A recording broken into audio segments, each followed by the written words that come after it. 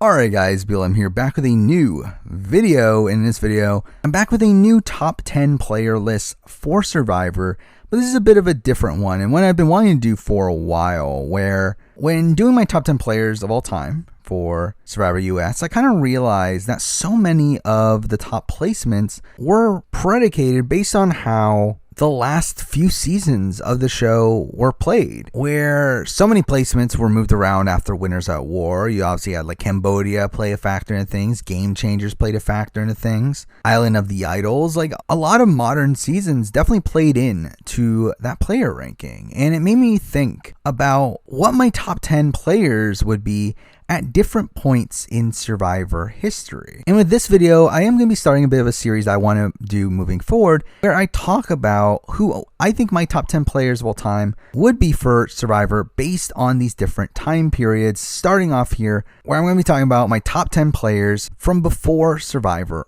All-Stars. And again, this will be purely based on the games that were played before Survivor All-Stars. I think what makes this a lot more interesting is that obviously before Survivor All-Stars, everyone was just a one-time player. So all these players are kind of going to be ranked on a bit more of a level playing field, with there only being one season to assess from all of these people. We also obviously only have 7 seasons to be getting players from, so multiple seasons will have multiple representatives on this list here. And really, this list in general turned out to be very different than what I was expecting, because I'll be honest, I wasn't expecting there to be that many great players pre-Survivor All-Stars, but really putting this list together made me realize just how many already competent players there were up to that point, where everyone in the top 10 feels right, which isn't always the case when making a list like this from such a limited pool of seasons. Again, looking back at things like my Survivor South Africa or Big Brother Canada player rankings, I always feel weird about the bottom placements because it feels weird to have certain players on the list. While here, it does feel right, which did kind of surprise me. Before we get onto the actual list itself, let's talk about some honorable mentions, which we'll be running through by season. So from Survivor Borneo, first honorable mention I want to talk about is the original runner-up of the show in Kelly Wigglesworth, who, again, like I've talked about her game pretty negatively in the past, but I do think Kelly is someone that initially demonstrated a lot of potential. I mean, she is the first one shown on screen to be making an alliance, her along with Stacy, and we do later see her build a bond with Sue. Again, like she seems like a competent strategic player, but she kind of blows up her own game to where she needs to go on an immunity run, which is also not nothing. I mean, again, like when on a player ranking, again, we're assessing them based on how I feel like they would do on multiple appearances at this point. And I feel like Kelly has technically shown elements of all 3 facets of her game, but due to her lack of willingness to play the game, I did not put her on the list. I also did consider Sue Hawk, who I think was but one of the better strategic minds out there on Survivor Borneo. I mean, while she does falter in terms of her social game and didn't do much physically out there either, she was one of the leaders along with Rich of the Taki Alliance and was probably more integral in putting that alliance together than Rich. But again, still a very flawed game in my eyes, and one that probably was never winning, so she didn't make the list. I actually have no honorable mentions from Australian Outback, so instead we're going to move on to Africa, where, again, a few people to consider here. I mean, T-Bird was someone that was very close to making the list for me. She was actually probably number 11 or 12 on the list. She was very high. I do look at T-Bird's game very, very highly, as I do feel like if anything changes in that post-merge to where she's able to get the numbers, I do think T-Bird's in a very good spot to win the game, but it didn't happen, and she failed at flipping over certain votes, and she does end up not making the list here. Also considered Big Tom, again, along with Ethan and Lex, who we'll be talking about later on. Tom was obviously right there, but I do feel like he was the messiest of the 3 from a gameplay perspective. He didn't position himself as well as the other 2, and also I'm just a bit unsure on his real jury chances to win, so I didn't put him on the list. And I also did actually consider Kim Johnson, who I think Kim Johnson, in the grand scheme of things, is probably an underrated player. I didn't really realize that until my rewatch of Survivor Africa, but she's a lot more active in the game than I expected, but she's just kind of behind Ethan for a lot of the game, where like whenever she wants to make a move, Ethan talks her out of it. But I do think she demonstrates some potential there. But again, like realistically, T-Bird and Tom are probably both above her. She doesn't really come that close to making the list. From Marquesas, I did very much consider Nalia, the runner-up of the season.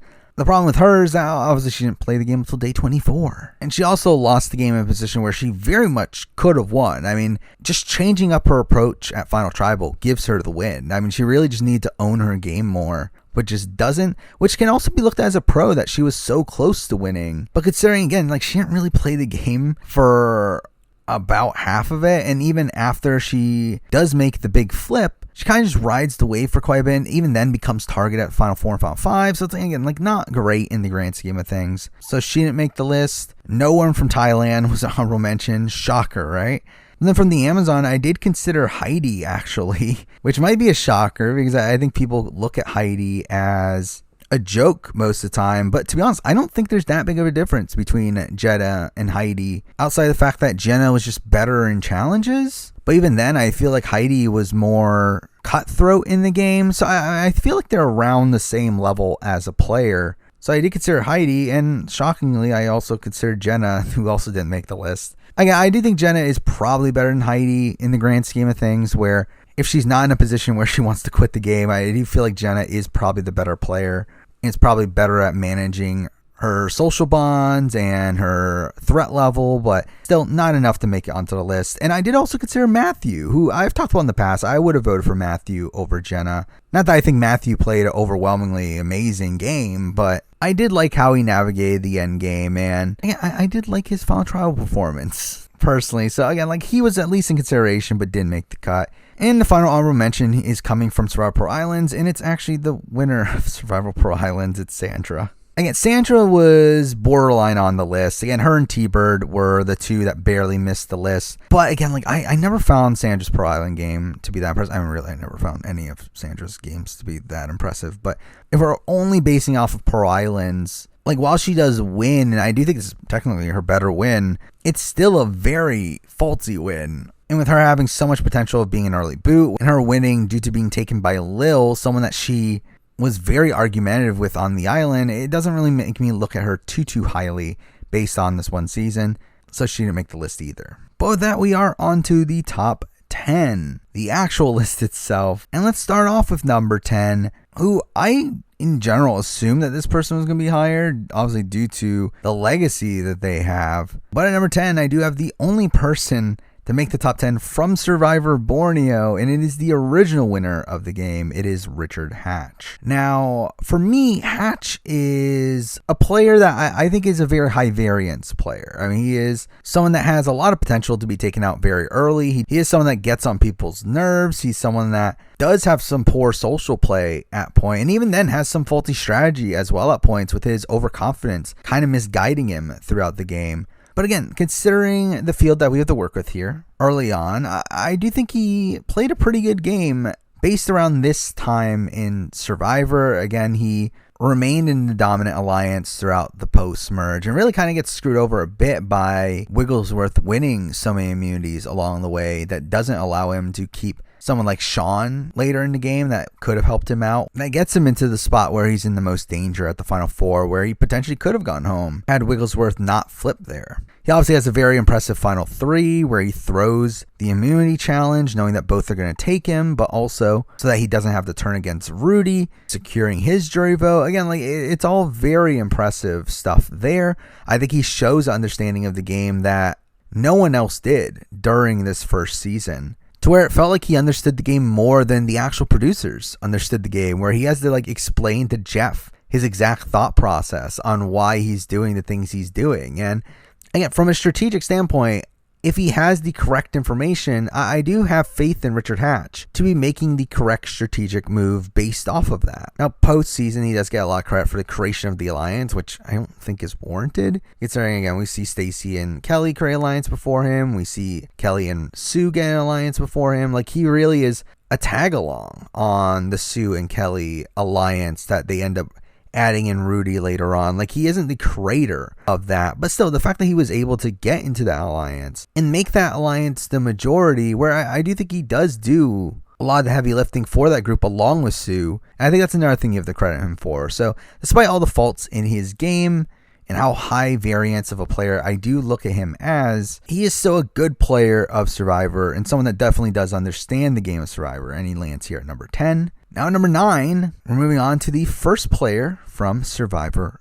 Africa, and we do have the season's fallen angel in Lex. And Lex is a tough one to assess because I do think Lex is the first sole dominant player in the history of the show. I mean, while we have seen Tina and Colby dominate the game, we have seen the Tagi Alliance dominate the game. I feel like Lex is the first time that we see someone so much out in front of their group end up dominating the game and getting towards the end. And he is especially the first of these dominant figures to end up losing the game at the very end, at the final 3, in a position where he wins the game if he gets to the end against anybody. Which again, wasn't very clear at the time, though with context now, it does very much seem like that is the case, where T-Bird has confirmed that Lex wins against anybody at the end, so you really just needed either him or Ethan to win final immunity to win the game. Again, very close to a win there, very close to an extremely dominant win. But despite his dominance, he is still a very flawed player. I mean, he's someone that I think is very hot-headed, where at the point that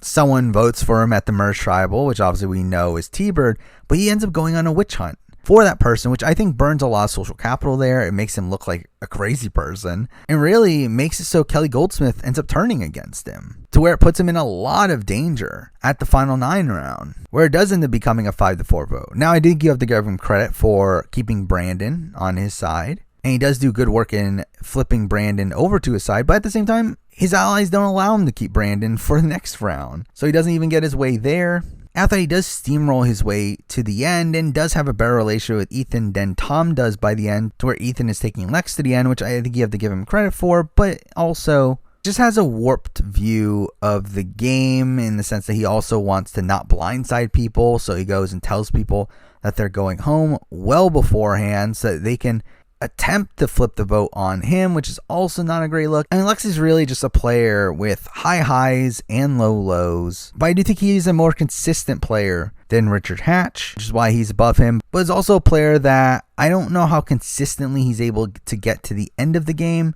where I feel like in most scenarios he's going to be a boot around the time of the merge, so he doesn't end up landing here at number 9. Now at number 8, we're on to a player that, again, I have him very similarly ranked to Lex, though for very different reasons. And at number 8, we have the first representative of Survivor, the Australian Outback. Here we do have Colby. And Colby's another one that's tough to rank, especially under pretense that he didn't want to win the game. He wasn't playing Survivor to win. He was playing Survivor to come out looking like a hero and the good guy so that he can become an actor or a host and become famous beyond that.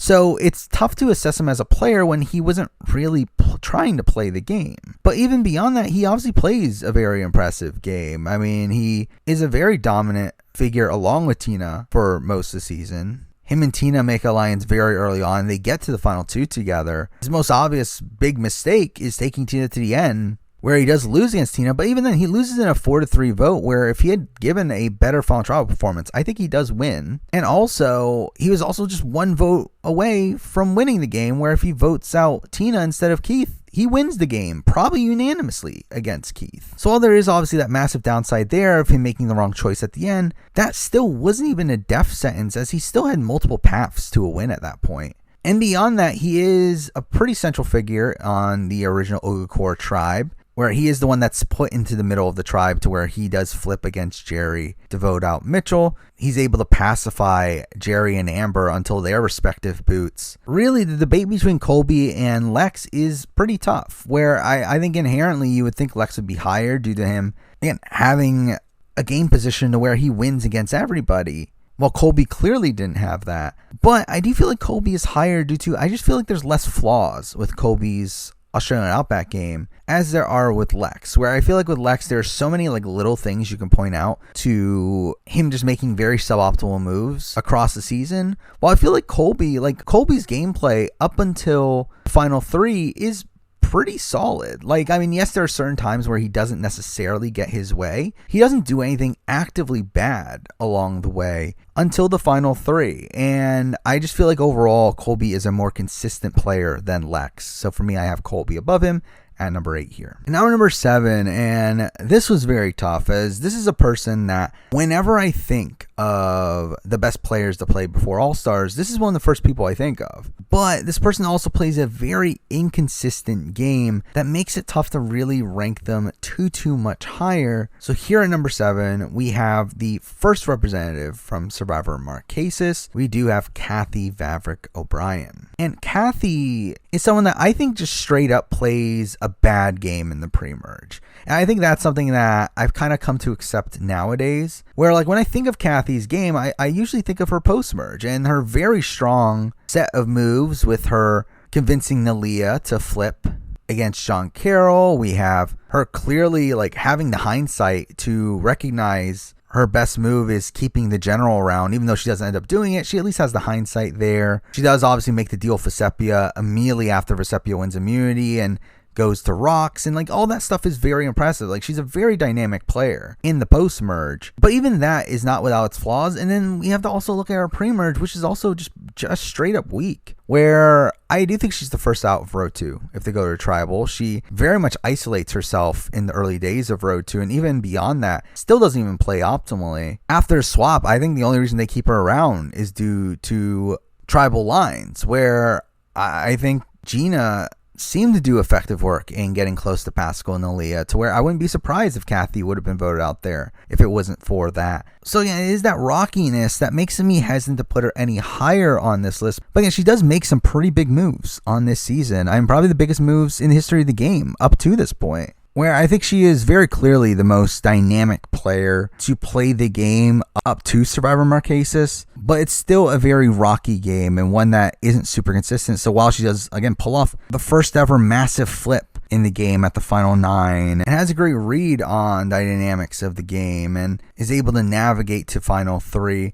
she still is in a position where like no one's taking her to final 2, and she needs to win that final immunity in order to get herself there, which is also another flaw in her game. So again, it's a very rocky game and one that has to land her here at number 7. Now number 6, we have a player that is a really fun one, played a very dynamic game. I do question their winning potential, but still navigate through the end game very well, and that person is the sole representative from Survivor Pro Islands on this list. We do have Johnny FAIRPLAY. And Johnny FAIRPLAY, again, played extremely well for the majority of the season from a strategic standpoint. I mean, the way that he started off the game aligned with the Rupert, Sandra, Kristas of the world, and while he does flip against Rupert, he's still able to reintegrate within their alliance, is something that's impressive. And then again, like post-merge, he is a very dynamic player and really orchestrates the majority of that endgame stretch. Again, like he flips the game against Rupert, gets him out, flips it back to take out Tawana while also tricking Krista and Sandra to stay on their sides. Flips back again to take out Krista. He does get flipped on when Burton goes home, but then after that, he's able to flip Lil on Dara and does very effective work there. Again, like he is a very dynamic player, but one that definitely has his faults. And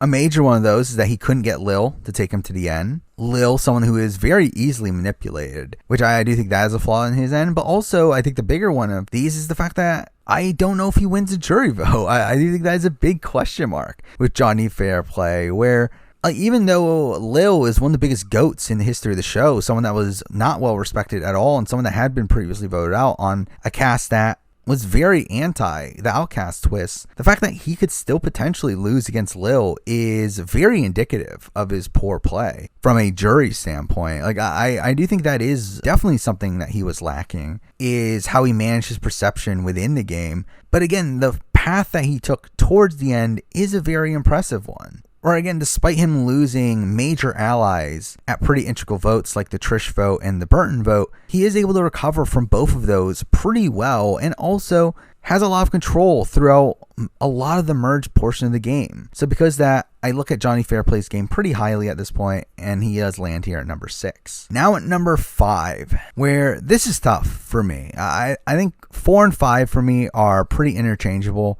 I do think there's a debate for either one being higher than the other, but I decided to go at number 5 here. I decided to go with VECEPIA? Question mark? Again, like I've always had a tough time ranking VECEPIA's game and really assessing VECEPIA as a player, because VECEPIA is someone that I think deserves a lot of credit for the way that she was able to socially integrate into a lot of different groupings. The problem for me is that she was never able to actually get control at any point in the game. Like, there's never a point in the game outside of maybe the very tail end where VECEPIA is calling the shots, where she is the one that actively makes the decision. Like, she openly talks about how her strategy is for people to approach her, which is very passive gameplay. Mind you, this is very early on in the show's history, so it's probably not the worst thing in the world. And there's actually a player that we'll be talking about later on that also has that same issue.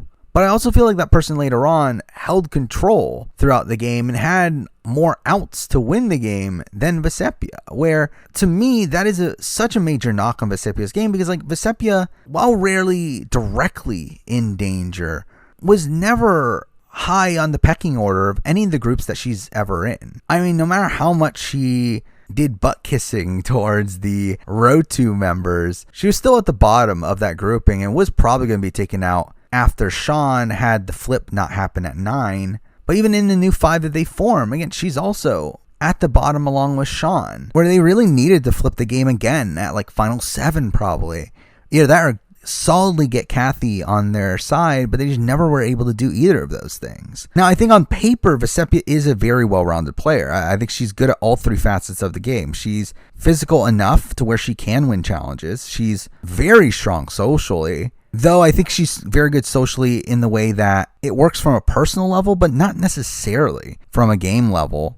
But she's also good enough strategically. Again, I do think she has some faulty ideas here and there, but is, for the most part, a good strategic thinker. So again, she is a well-rounded player, which is why she's at number 5 here, but I do think I have to put her below the next person I'm going to be talking about, because I do feel like she had less outs to win. When we're talking about her winning, like, she does end up winning against Nalia, but even then, Nalia could have easily won had she just had a better Fallen Tribal performance. VECEPIA straight up loses against Kathy. I think she probably loses against Pascal as well. She maybe wins against Sean, but again, that wasn't really happening based on how the game ended up playing out. And again, she's just so passive in most of her game, which makes her such a question mark to me, because like, she does play the end game very well. Again, final 4 round, her keeping Kathy around only to then backstab Kathy at 3 and getting Nalia to take her to the end is incredible. I do also have issues, though, with her not owning it, which ends up losing her Kathy's vote at the end. So again, she played a rocky game, never had power in the game,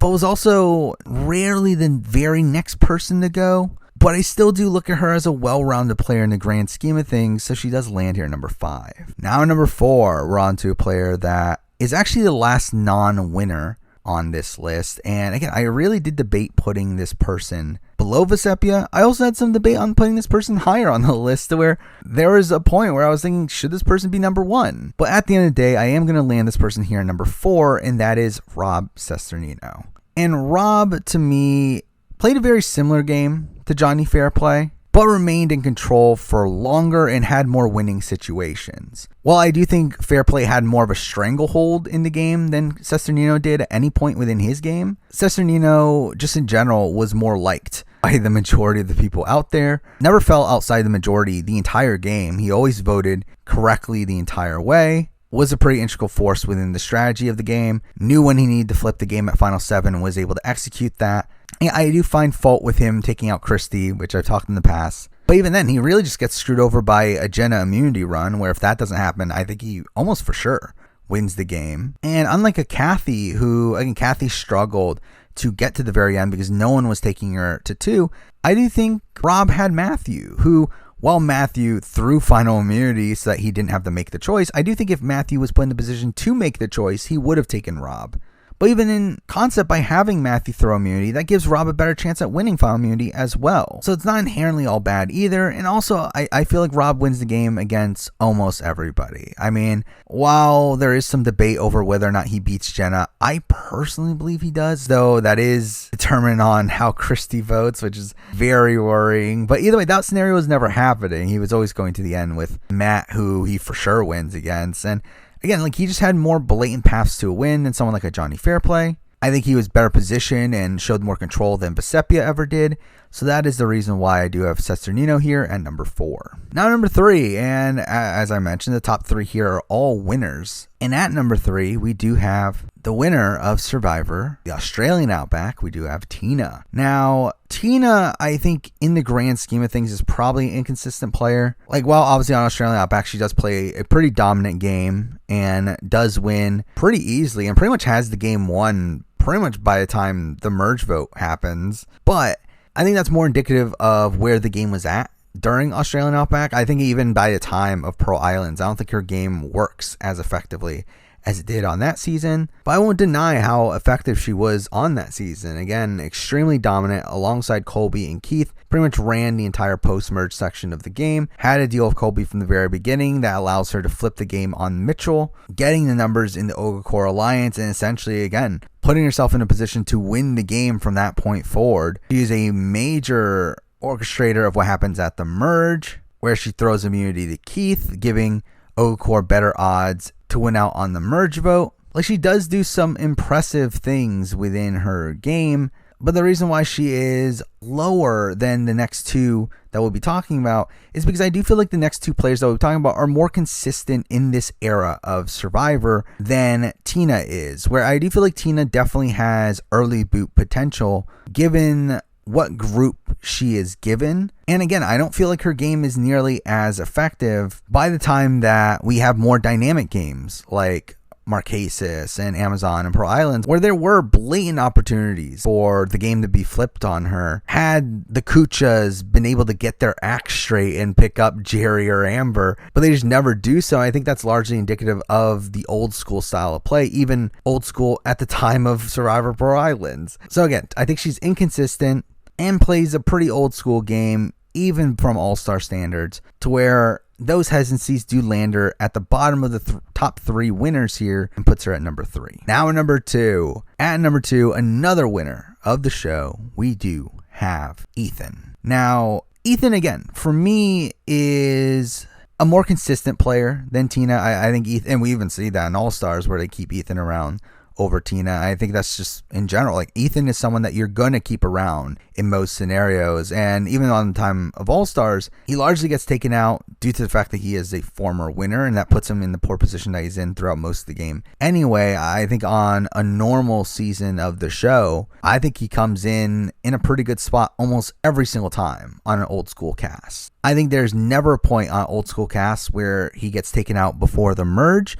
And even then, he is a pretty likable guy to where I feel like more times than not, people want to take him to the end. And also, I feel like Ethan is a person that gets the game. It's weird because, like, obviously the general perception around Ethan in Africa is that he was too loyal and he wanted to go to the end of Flex to where he would have lost, and that is true. But I do think rewatching the season made me realize that I think Ethan knew what he was doing, where I think Ethan kind of comes into the game in a similar way that Colby did in Australian Outback, not necessarily under the pretense of doing it for fame, but I do think Ethan very much wanted to play up the good guy. So despite him knowing the optimal strategic move, I mean, he talks throughout the season pretty intelligently in confessional about the game, and that's something I very much realized on my latest rewatch of Africa, is that I definitely gained a respect for Ethan as a player if he allowed himself to truly play the game. And I do think when he returns for All-Stars, I do think he was more willing to play a bit harder. So if we're talking about like right before All-Stars, where would I assess him? Again, I think number 2 is a solid spot. Again, yes, he does have flaws. He was too loyal to Lex. He kind of became a follower in the back portion of the game. But even then, he had such a strong relationship with Kim Johnson to where she wants to take him to the end. Mind you, he gets very lucky that she wins those final 2 immunities to take him to the end. But he's still able to maintain that relationship and really stop her from flipping the game multiple times on the season. He gets his way on the Brandon vote, where he gets Brandon out to isolate Lex. He gets rid of Silas and actually throws a challenge to do so. And again, like, this is all impressive gameplay from my point of view. And I genuinely do look at Ethan as one of the best players from this old school era, despite the fact that his winning game might be a bit flawed. But because of that, though, he does land here at number 2. And at number 1, I didn't want to have this person at number 1, if I'm being honest, but I feel like I kind of have to, based on where we're at. Again, talking about pre-All-Stars, I do think number 1 has to be Brian HEIDIK. Again, I don't want it to, because I think Brian HEIDIK has massive holes in his game, and I think there is definitely potential for him being a very inconsistent player. But based off what we saw from Survivor Thailand, his game is so dominant. It is easily the most dominant winning game up to this point, and it is a very effective game, to where he is the first of these people that are able to get a stranglehold on their majority alliance and convince every single person within that alliance that he's taking them to the end, which is very impressive gameplay. Though I really just don't like how he wins the game. Again, he wins in a 4-3 vote against Clay, of all people. He almost loses to Clay. And again, he is so smarmy and is the pretty prototypical used car salesman throughout the game that for some reason no one ever picks up on. And it's so bizarre to me. Like, they should have. It's weird that his game actually works on Thailand. But the fact that his game worked on Thailand makes me think that, like, does it work on most old school seasons then? Like, if he's on Survivor Africa, is he able to pull off the same thing? Australian Outback, is he? Borneo, I mean, again, like, I think Marquesas and Amazon Pro Islands, I think there's a lot more question marks there due to how dynamic those games played out. But in seasons that are more straightforward, like, is he able to hold the stranglehold that he did in Thailand? And really, I do think the answer is yes. Now, again, like, I think Brian has massive holes in his game, him almost losing to Clay, largely due to him not even bothering to get to know the old Sukjais. I know a lot of people say, like, oh, like, he won the game with 4 votes because he always knew he was going to get 4 votes. He didn't need the other 3, but it's still a bad position to be in, to where you're 100% banking on these 4 votes in positions where 2 of those 4 votes in Helen and Ted are angry at you with, again, I've mentioned this in the past, the stuff with Ted where, like, Ted could have easily flipped over had all of Brian's dirty laundry come out. It just didn't. So again, like, I think he gets very lucky in that aspect. But again, just from the stranglehold and control he had of the game, and the fact that, again, I think it works on most old school casts, I think I have to have Brian here at number 1, even though I don't even really want to have Brian here at number 1. But at the point where right before Survivor All-Stars, I do think Brian's game is easily the most impressive of anyone up to that point, so I do have to land him here at number 1. But there we go. I mean, those are my top 10 players for Survivor, pre-Survivor All-Stars. Again, I would like to continue on with the series. I think it would be fun to talk about other, like, landmark seasons, like maybe like after Heroes vs. Villains, maybe pre-Second Chance, possibly even just straight up after All-Stars. I do think there's a lot of changes after the original All-Stars as well. So, I mean, again, like, I think there's fun ideas to do with this down the road. Obviously, you could do the same thing with, like, Big Brother. And I do very much intend on doing a similar style of video to this for pre-Big Brother All-Stars. So maybe you can stay tuned for that. But for now, that is the video. Thank you for watching.